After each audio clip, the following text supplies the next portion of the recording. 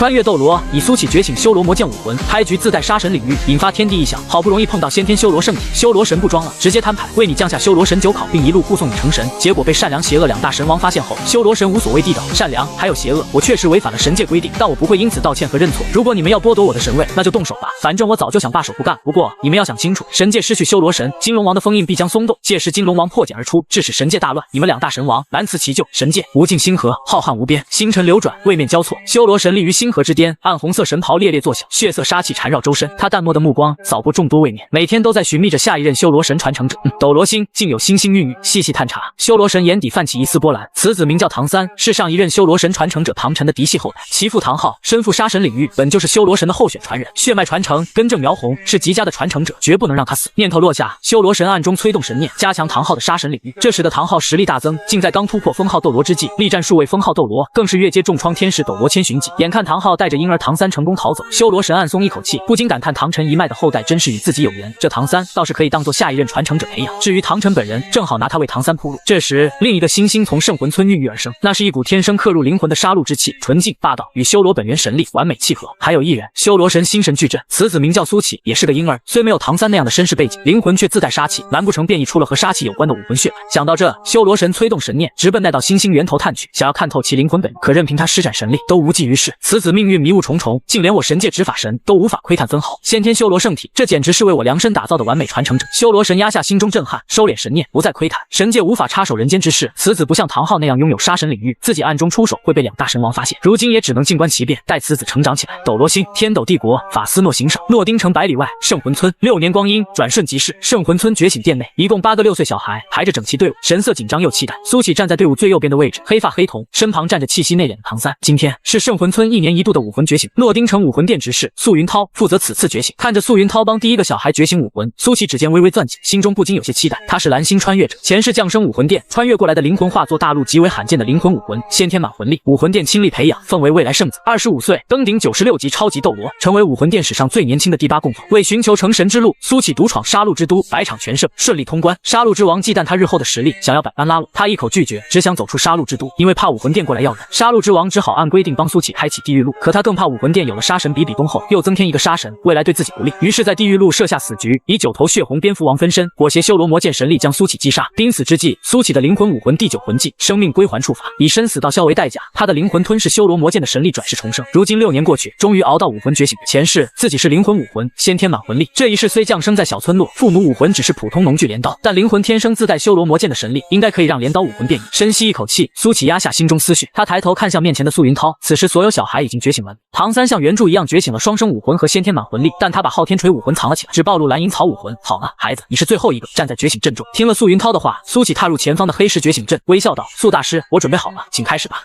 记住，待会无论发生什么事都不要乱动。”嘱咐一句，素云涛大喝道：“如狼附体！”话音刚落，他双手飞快拍出，金光瞬间在觉醒阵中亮起，将苏乞包裹起来。孩子，伸出手，照着素云涛的指示做。苏乞抱有一丝期待的伸出右手，刹那间，原本温和的金光骤然被一股暗红色杀气代替。震彻神魂的剑鸣直冲云霄，响彻整个觉醒殿。一柄暗红色魔剑在苏乞掌心缓缓凝聚，剑身镌刻神界修罗神纹，寒气逼人，杀气滔天。超神级武魂修罗魔剑觉醒，紧接着杀神领域自他灵魂深处觉醒，顿时间天地异变，苍穹变色。圣魂村上空，暗红色杀气凝聚成数十里火烧云，笼罩天际。剑鸣之声惊动整个圣魂村。铁匠铺的唐昊从睡梦中惊醒，猛地弹坐起身，向觉醒殿看去。这股杀气是杀神领域，到底是谁？身形一闪，唐昊瞬间消失在铁匠铺中。他隐匿气息，直奔觉醒殿赶去，想要一探究竟。与此同时，觉醒殿内空气仿佛被冻结，令人感到窒息。刚才逸散的暗红色杀气尽数向苏乞体内收拢，威压骇人。在场所有小孩中，唐三即刻开启紫极魔瞳，惶恐地扫视着苏乞。其余小孩浑身颤抖，双腿发软地坐倒在地，有的甚至吓得尿了裤子。就连素云涛也僵在原地，瞳孔骤缩，满脸难以置信。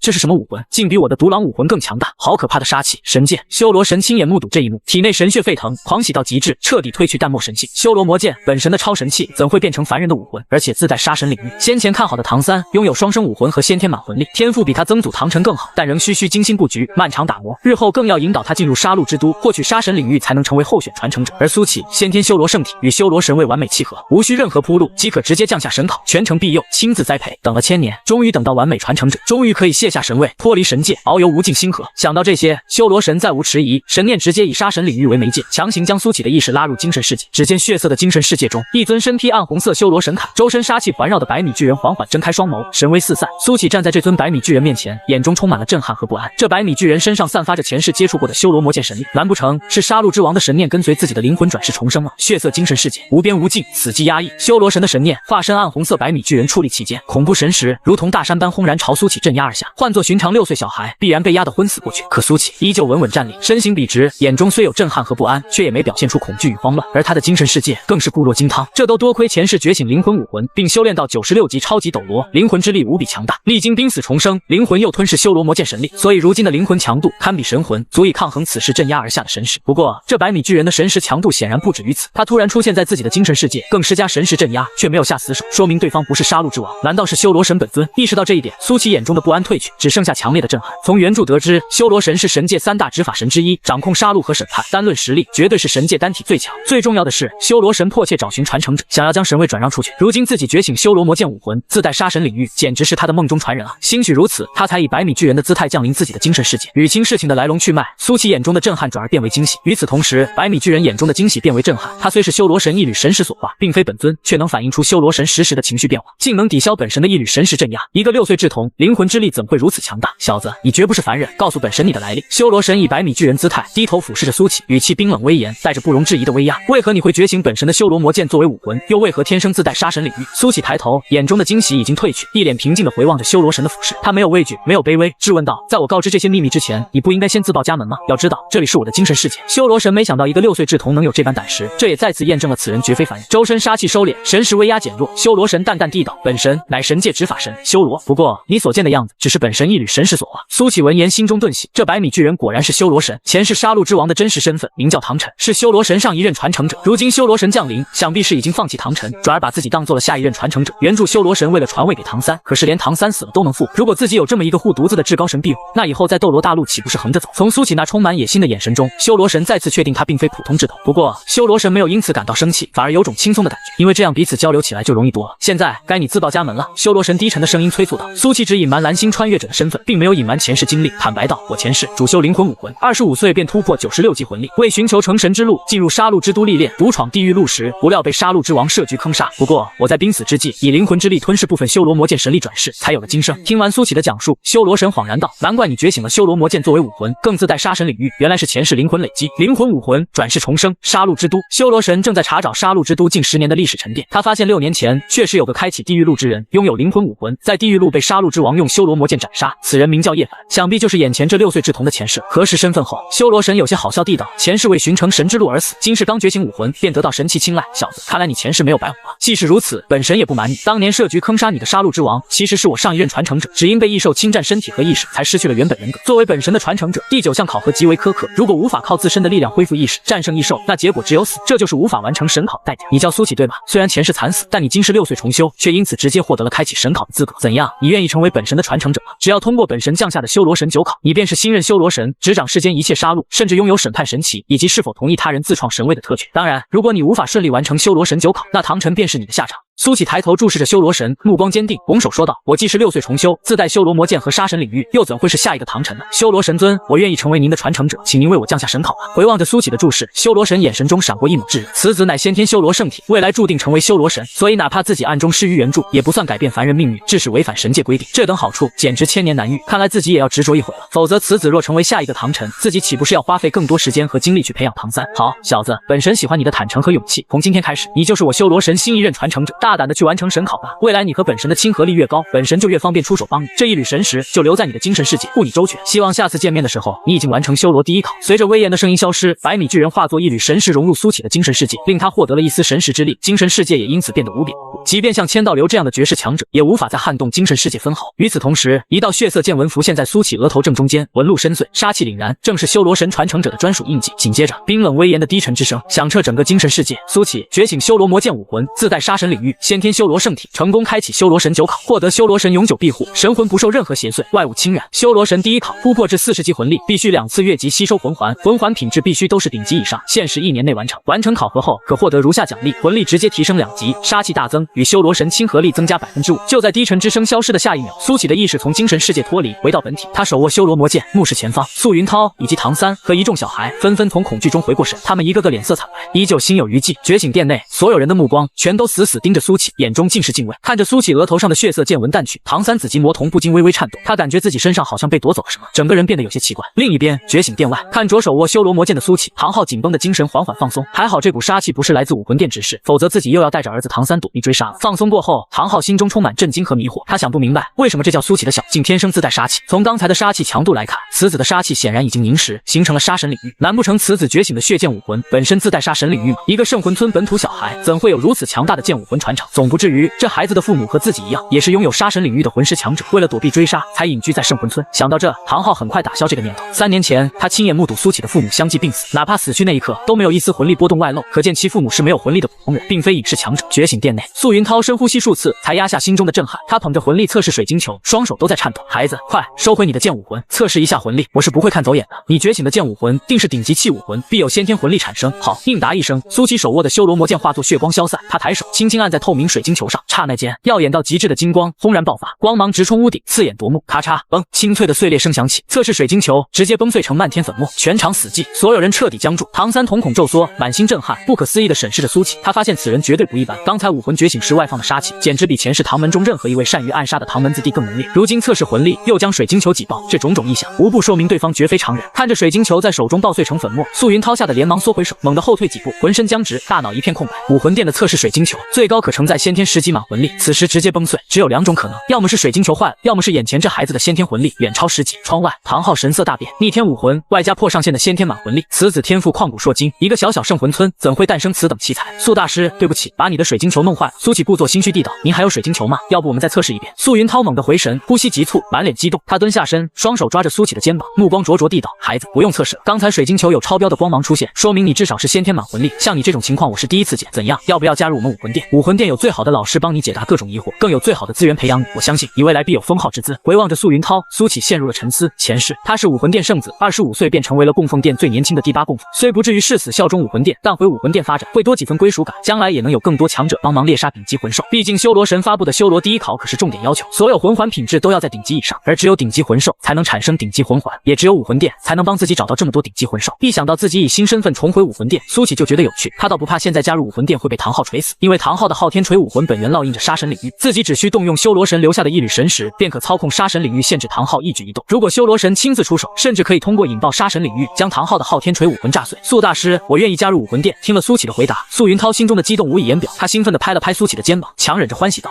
好孩子，欢迎你加入武魂殿。”也在这时，觉醒殿外，原本隐匿观望的唐昊，周身气息骤然变冷，无尽怒火瞬间席卷全身。他与武魂殿有不共戴天的血仇，怎么可能容忍这等逆天神童加入武魂殿，成为武魂殿的战友？此子必须杀之以除后患。唐昊眼眸杀意暴涨，周身魂力涌动，他正准备出手，却害怕身份暴露，被儿子唐三得知自己是封号斗罗，极力平复心底杀意。唐昊迅速收回外放的杀气，他想等素云涛把苏启带回诺丁城的途中再动手，这样既不用向儿子唐三和圣魂村居民暴露身份，又能悄无声息地把素云涛和苏启杀死。武魂殿，好一个武魂殿，总有一天我会回来的。阿银的仇，我要你们100倍奉还。过往悲伤的回忆涌上心头，唐昊强忍心中的怒火和仇恨，他原本已经忘记妻子阿银的仇，准备当个普通铁匠颓废一生。可苏启要加入武魂殿的举动，让他封尘记忆彻底苏醒。如果继续在圣魂村颓废下去，自己的实力会不增反降。而无数天才加入武魂殿后，其实力日渐壮大，复仇希望愈发渺茫。所以自己绝对不能眼睁睁看着武魂殿壮大，必须找时间暗杀武魂殿年轻天才，不惜一切代价也要摧毁武魂殿。武魂觉醒结束，苏启和唐三还有一众小孩跟在素云涛身后，从觉醒殿内走出来。老杰克赶忙迎上去，着急询问孩子们的武魂觉醒情况。素云涛如实汇报，并解释刚才的天地异象是苏启觉醒了顶级剑武魂所致，他的天赋足够在武魂殿获得最好的资源，所以送往武魂城的教皇殿培养最合适不过。确认苏启也有这样的意向，老杰克自然不会阻拦。他帮忙收拾好行李后，目送着素云涛和苏启离开圣魂村。通往诺丁城的小路上，太阳高照，晴空万里，沿途林木茂密，秋风卷起落叶。素云涛一路心绪难平，侧头看向苏启，又激动又克制，先天魂力冲破10级上限，剑武魂恐怖至极。没想到这样一个天才竟被自己招入了武魂殿，这真不是在做梦吗？我看老杰克称呼你小苏，我也这样称呼好了。小苏，到了诺丁城武魂分店，我会先给你安排住处，再托人传信武魂城。待教皇殿那边确认信息后，用不了多久便会派人接你。教皇殿资源最顶尖，更有封号斗罗亲自指导修炼，相信只要你肯努力，未来必有封号之资。好，素大师，一切听您安排。回应一句，苏启不禁想起过往经历。前世他25岁成为武魂殿第8供奉，那时的教皇还是千寻疾。从原著得知，6年前唐昊重创千寻疾，比比东更将千寻疾吞噬，开启了罗刹神考核。大供奉千道流迫于局势，只能扶持比比东坐上教皇之位。而当初那个被自己从小带到大的徒弟千仞雪，早已化身雪清河，潜伏在天斗皇宫，唯独自己打破了既定的命运，重活一世，今世以新的身份加入武魂殿，一定要在最短时间内修炼到100级成神。正当苏起开始规划未来的时候，一股冰冷刺骨、足以冻结血液的极致杀气，毫无征兆地从前方小路席卷来，整片树林的空间温度瞬间暴跌，草木枯萎，空气都变得粘稠压抑。还没等苏起反应过来，素云涛就已经被前方的杀气冲击命中，整个人恍惚间竟是直挺挺地昏倒在地，不省人事。与此同时，暗红色杀神领域笼罩整片小树林，一位衣衫破旧、身材魁梧的中年男子缓缓从前方小路走了出来，此人正是唐昊，全大陆最为痛恨武魂殿的封号斗罗。见唐昊步步逼近，杀气滔天，苏起却是神色淡然，毫无意外。感到意外的人反而是唐昊。停下脚步，唐昊死死盯着眼前的苏起，浑浊的双眼中闪过一抹惊讶和意外之色。作为95级封号斗罗，自己全力释放的杀神领域足以瞬间震碎普通魂斗罗的精神失海，就连魂圣也会直接崩溃昏迷。可眼前这叫苏起的6岁小孩，身躯单薄，魂力低微，竟能稳稳站在原地，直面自己的杀气分毫不惧。不但拥有顶级剑武魂，天生自带杀神领域，精神力更足以抗衡封号斗罗，这等天赋简直是妖孽。若此子加入武魂殿，自己还有向武魂殿复仇的希望。想到这，唐昊深埋心底的痛苦与恨意尽数翻涌。妻子阿银因武魂殿追杀而死，哪怕自己无法为妻子报仇，也绝不能让绝世天才落入武魂殿手中。而这样一个绝世天才，如果能为自己所用，那向武魂殿复仇的希望就更大。小鬼，你的天赋举世无双，若是愿意脱离武魂殿，我可护你一生周全。唐昊不像在提议，反而是逼迫，语气强硬的令人反感。苏起回望着唐昊，不屑的冷哼一声：“不必了，我有更好的护道者，就凭你还不配，你找死！”厉喝一声，唐昊眼中杀气骤然爆发，黄黄紫紫黑黑黑黑红，一个9个魂环从他脚下迅速升起，95级魂力裹挟极致杀气朝外满溢，将整片小树林凝结成了冰。苏起赶忙挡在昏死的素云涛面前，右手握住修罗魔剑武魂，同时释放出杀神领域。虽然重活一世变成了6岁小孩，但曾在杀戮之都参加100场杀戮累积的杀气都已融入灵魂深处，再有杀神领域相助，使得苏起灵魂中迸发出的杀气竟与唐昊的杀气相互抵消。唐昊显然没料到一个6岁小孩能有如此强横的杀气，也更加确定此子断不可留，否则后患无穷。杀心已定，唐昊右手举起昊天锤，身形一闪，重锤砸向苏起的天灵盖，出手便是死招。虽然杀气能与唐昊持平，精神力更强于唐昊，可魂力差距却是致命。面对唐昊悍然砸落的重锤，苏起想要闪躲，但肉身终究只是6岁小孩，别说闪躲，此时连移动半步都做不到。自己的身体仿佛被唐昊那高达95级的魂力镇压在原地，寸步难行，浑身剧痛，窒息感油然而生。我千钧一发之际，苏起的精神世界中那缕修罗神石突然爆发，暗红色神威瞬间炸开，砰！昊天锤被修罗神力狠狠弹开，唐昊暴退数十米，脚下地面裂开沟壑，虎口鲜血喷涌。在修罗神石加持下，苏起的杀神领域暂时进化为修罗领域，直接吞噬了唐昊的杀神领域为己所。唐昊只觉得数十年积攒的杀气全被抽离，战力和气势直接折损一半。他勉强稳住身形，抬头望去，只见苏起身后天地震颤，虚空撕裂，一扇无边无际、燃烧着血色业火的地狱之门缓缓敞开，门内黑暗翻涌，一尊3头6臂、高达100丈的修罗神像渐渐显露出真容，至高无上的修罗威压倾泻而下，镇压万物。抬头凝望着苏起身后的地狱之门，还有那100丈修罗神像，唐昊像是看到自己被审判处死的画面，瞳孔不禁放大，脸上尽是茫然和恐惧。受到倾泻而下的修罗威压震慑，他双腿一软，重重跪倒在地，浑身止不住发抖。这股威压远胜于当年的杀戮之王带着审判一切的神性，而这股神性更远胜于千寻级的6亿天使武魂。让唐昊感到茫然的是，这叫苏起的6岁小孩到底是何方神圣？为何他突然犹如神助，竟连自己一个封号斗罗都被死死压制？没等唐昊从茫然中恢复过来，再次颠覆他认知的一幕出现了。随着地狱之门打开的下一秒，其中的修罗神像一闪而逝，紧接着血色杀气缠绕苏起的身体和四肢，使得他6岁的身体骤然拔高，血色神铠一点点覆盖全身，黑发变白，眼眸燃起猩红火焰。此时的苏起已经被修罗神一缕神念附身，暂时接管了身体。血色神铠覆盖全身后，苏起从6岁小孩变身成了身形霸气的成年人，不怒自威。只见他徐徐飘往天空，右手腕一转，修罗魔剑武魂上神纹闪烁，汇聚漫天杀戮之气，一剑横斩而出，是一道狭长的血色剑光直扑唐昊。唐昊不敢丝毫犹豫，全然不顾体内暗伤是否复发或加重，直接亮起身上第7魂环、第7魂技昊天真身发动。须臾之间，唐昊化作高达10米的暗红色半身巨人，他凭借昊天9绝中破自绝的挥锤技巧，迅速将迎风暴涨的巨大昊天锤猛打而出。轰隆！随着一声轰鸣响起，没有任何对抗，血色剑光强行将唐昊挥出的巨大昊天锤击飞，而唐昊所化的暗红色半身巨人寸寸碎裂，与周围凝结成冰的小树林一起粉碎，宛如琉璃般在空中爆散开来。砰！爆炸声中，昊天真身已然被刚才的血色剑光击碎解体，狂暴的修罗神力疯狂涌入唐昊体内，传遍四肢百骸。噗！一口黑红色淤血喷出，当初和武魂殿强者拼死一战留下的陈年暗伤全部爆发。唐昊重重砸落在地，骨骼多处受损，衣衫浸透鲜血，狼狈不堪。这时，浑厚威严的神性之声从苏起口中炸开：“唐昊，念你祖父唐晨乃本神上任传承者，对修罗一脉有功。今日本神不杀你，现在即刻离去，不要再扰，否则杀无赦。”短短3句话，却字字如雷贯，听得唐昊浑身哆嗦。哪怕像他这样的95级封号斗罗，在修罗神石面前也渺小的如同尘埃，连反抗的念头都荡然无存。他已经不觉得苏起只是6岁小孩，不但对自己途中劫杀毫无畏惧，甚至知道祖父唐晨的存在。难不成此子乃真正的杀神转世？当年祖父唐晨决意离开昊天宗，寻找成神之路。既然祖父那样的绝世强者都信奉神明，说明这世上真有神明存在。以人撼神，自己是多么可笑！若非对方看在祖父唐晨的面子上，自己恐怕早就被斩杀了。冒犯了您的神威，晚辈罪该万死，感谢神尊不杀之恩，晚辈即刻离去，绝不再犯。说完这句话，唐昊强忍着骨骼碎裂的剧痛从地面站起来。为了避免对神明不敬，他甚至不敢御空飞行，捂着血淋淋的右臂，一瘸一拐地朝圣魂村方向狼狈走去。直到唐昊身影彻底消失，虚空中地狱之门缓缓闭合，铺天盖地的修罗威压尽数收敛，修罗神识重新回到苏起的精神世界中，血色神铠化作点点光芒消散，白发变回黑发，霸气成年神躯缩回原本的6岁小孩模样。苏起降落在地，身躯一晃，不由得跪倒下来。他脸色惨白，大口喘着粗气，仅凭6岁肉身，终究难以承载修罗神念附身。此时灵魂乏力，肉身和经脉阵阵刺痛，好似五脏六腑都因强行拔高身体而错位。小子，多亏你前世修炼灵魂武魂，今世的灵魂足够强大，这才勉强扛住本神的神念附身。若换作寻常魂师，肉身和灵魂早已彻底崩碎。修罗神的声音在苏起的精神世界里响起，带着一丝叮嘱。不过你现在肉身太弱，根本无法长时间维持神念附身状态，日后必须想办法加快身体发育速度，淬炼肉身，唯有肉身跟上灵魂强度，我才能放心借你神力护你周全。突然，神界空间微微震颤，方才出手外泄的一丝本源神力触发了神界监察机制，神力波动直接惊动毗邻修罗殿的海神。修罗神语气匆匆地道：“估计是刚才出手帮了你，海神那老小子已经找上门追责，本神去应付一下。记住，修罗第一考的内容是1年内突破至40级魂力，若做不到，可别怪本神舍弃。”话音刚落，苏起还没反应过来，修罗神就已经断了联系，他只好调息一会，再走到昏迷不醒的素云涛身旁。好在和唐昊战斗期间有意施加了杀神领域保护，素云涛才不至于受到战斗余波影响。伸手轻轻拍了拍素云涛的脸，苏起叫唤道：“素大师，您醒醒，别睡了。”片刻后，素云涛悠悠转醒，一脸茫然地环顾四周，他只觉得浑身发冷，精神恍惚，仿佛刚从鬼门关走了一遭。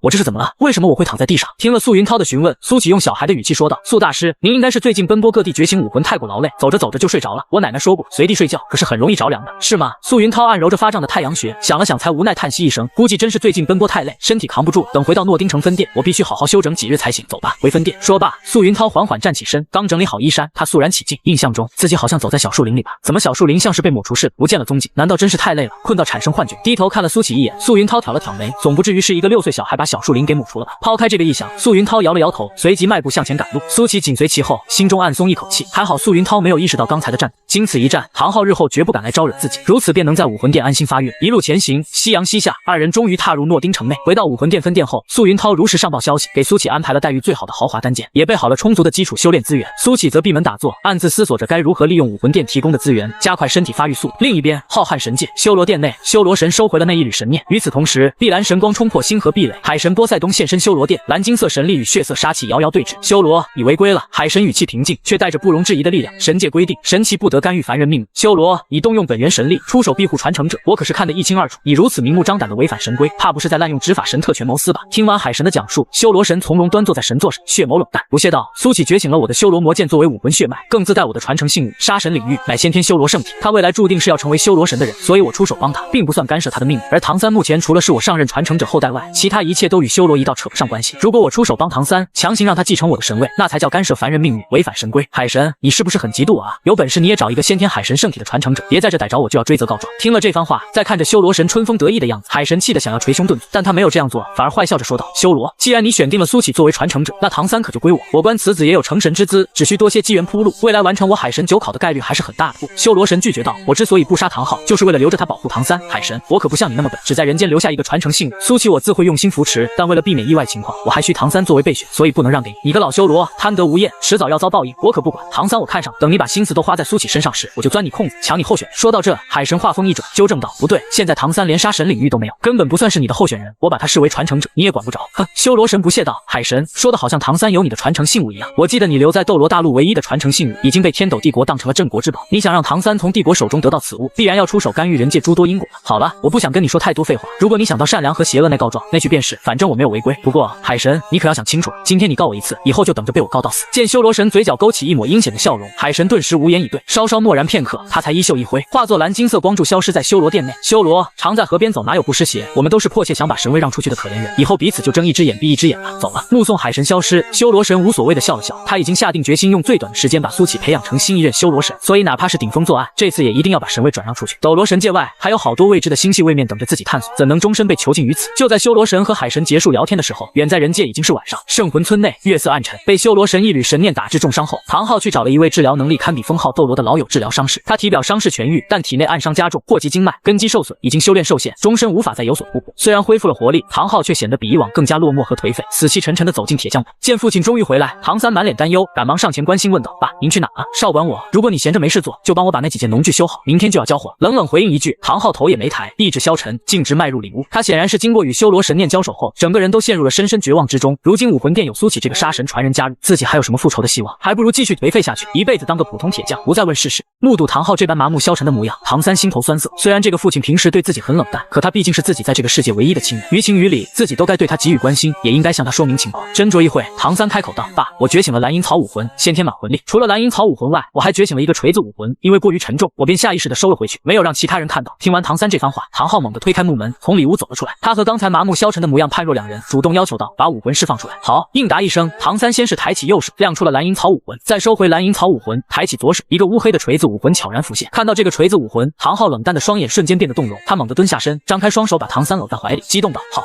小三，我的好儿子！”温暖坚实的怀抱包裹自身，唐三身躯一僵，心底泛起从未有过的暖意。前世孤独一生，从未感受过亲情，这一刻他终于明白了，这就是父爱。先前一直对自己那么冷淡的父亲，现在却给了自己这么温暖的拥抱。难不成是双武魂和先天满魂力的魂师天赋，让父亲感到骄傲和高兴了？正当唐三享受唐昊给予的拥抱时，唐昊眼中的激动已然淡去几分，取而代之的是无奈与悲凉。刚才他激动，是因为确认了唐三这个从小就身怀诡异武技的神童是自己的亲儿子，天生自带各种诡异武技，更是双生武魂，先天满魂力，此等天赋冠绝百年，本是向武魂殿复仇的最大希望。可一想到白天苏琪所画的杀神形象，唐昊心底最后一丝希望之火再次熄灭。凡人再强，终究只是凡人，哪怕唐三复刻祖父唐晨之路，修成99级绝世斗罗，也依旧无法逾越神凡鸿沟。如今作为杀神传人的苏琪已经加入武魂殿，更有杀神护导，将来唐三想要以人撼神，绝无胜算。除非这个儿子同样获得神奇眷顾，登临神位，否则复仇二字永远只是空谈。另一边，浩瀚神界上，海神殿内，碧蓝神镜倒映人间画面，海神波塞冬静静看着唐昊和唐三父子相拥，眸光深沉。他这才想明白，先前修罗神所言句句属实，唐三无半分修罗本源，同样也无半点海洋神性。主修生命的蓝银草和毁灭性极强的昊天锤，这两个武魂反倒与生命和毁灭两大神王有着紧密联系。而唐三未来的命运应该也是朝着生命和毁灭发展。如果强行接引唐三，为他铺路，助他开启海神九考，此举无异于改变凡人命运，自己甚至是在跟生命和毁灭两大神王抢。好在这两大神王作为本土神奇，都没有让出神位的意愿。修罗神则时时关注苏琪成长，只把唐三当作备选，自己若插手，那想将唐三变为自己的传承者，问题还是不大。可最大的问题是，当初在人界只留下海神之心这么一件传承信物，这意味着未来的传承者只能有一个。反观修罗神，在杀戮之都设下奖励杀神领域的规定，让传承信物不局限于一人，只要有杀神领域者，都能成为神奇传承的候选。这老修罗果然狡猾，心中暗骂一句。海神盯视着碧蓝神镜中的唐昊和唐三父子，思绪重新回到如何给唐三铺路上。目前作为传承信物的海神之心，被人类命名为瀚海乾坤罩，正封存于天斗皇宫，成为了天斗帝国的镇国之宝。想让天斗帝国皇帝将海神之心转交唐三，必须插手人界诸多因果，届时自己必将违反神界规定，惨遭制裁。海神指尖轻点碧蓝神镜，轻叹一声，可惜唐三没有觉醒自己的海神之心或海神三叉戟作为武魂，甚至连水属性武魂或功法都没有。但凡有一样，自己为他铺路就会变得轻松很多。如今之计，只能钻规则漏洞，小幅度暗中帮扶，规避主神监察。等唐三拿到海神之心后，一切就会变得水到渠成。就在海神思考着该如何给唐三铺路的时候，人界数日转瞬即逝，此时正处白天，太阳高照，晴空望通往武魂城的官道之上，3辆豪华马车风驰电掣，扬尘疾驰。这是教皇殿直属接引车队，专程前往各地接走觉醒出色天赋的少年天才。而全队最高规格的首辆马车之内，苏琪端坐其中，对面一道妖艳温润的人影静坐，此人正是武魂殿长老菊斗罗月关。能让菊斗罗月关亲自过来接引，足以见得教皇殿对苏琪天赋的重视。苏琪对月关并不陌生，前世他被推举为武魂殿圣子，曾与月关交集颇多，多亏有月关传授各种仙草知识，前世独自进入冰火两仪眼时，才能精准分辨各种仙草及功效。当初苏琪暗藏私心，未曾上报冰火两仪眼和各种仙草机缘，也没有将仙草全部拿走，只服用了八角玄冰草和烈火性胶书，还有忘川秋水露这3株仙草。前世10岁，也就是21年前，冰火两仪眼还没被独孤博占领，如今冰火两仪眼应该变成了独孤博用来压制蛇毒的宝地。独孤博不认识仙草，那些留在冰火两仪眼附近未采摘的仙草，想必都完好无损。苏琪根本没想到，前世的灵魂武魂竟能获得第9魂技生命归还。该魂技是被动技能，可以将肉身蕴含的仙草药力以及一切有力增幅打包，伴随灵魂转世重生。所以今世开局便自带3大仙草药力加持，在3大仙草药力滋养下，自己天生具备透视万方奇物的眼力，更有着百毒不侵、水火双免的体质。让苏琪感到惊喜的是，3大仙草药力都是灵魂自带，并不影响将来服用仙草。换言之，等时机成熟，自己还可以进入冰火两仪眼寻找其他仙草服用。孩子在想什么？月关那阴柔的声音突然响起，要求道：“释放一下你的剑武魂，我看看什么情况。”苏琪照着，但为了避免杀气影响马车正常行驶，他全力压制武魂气息，只有一柄巴掌大小的修罗魔剑浮现在掌中。打量了会缩小版的修罗魔剑，月关眼中顿时闪过一抹惊讶之色。哪怕有意压制武魂气息，修罗魔剑自身散发的神威还是令人望而生畏。这件武魂绝非凡品。说着，月关将一颗特制的金色水晶球递到苏琪面前，此球是专门为武魂殿的6翼天使武魂做魂力测试的，可承载超限的先天满魂力。来，孩子，我帮你复测魂力。月关解释道。等到了教皇殿，我需如实向教皇上报你的真实魂力。好，应答一声，苏琪收回修罗魔剑武魂，再伸出稚嫩的右手，指尖触碰水晶球表面，刺目金光瞬间填满整个马车车厢，金光浩大，神圣磅礴。这是先天20级满魂力。月关瞳孔骤缩，恍然道：难怪普通水晶球直接炸裂。孩子，你的剑武魂和武魂殿至高象征的6翼天使一样，属于神级武魂，因为神奇赐福，先天魂力才得以突破凡人上限，变成了先天20级满魂力。听此言，苏琪故作迷惑的歪抬头，用小孩语气问道：“月官大人，什么是神级武魂？”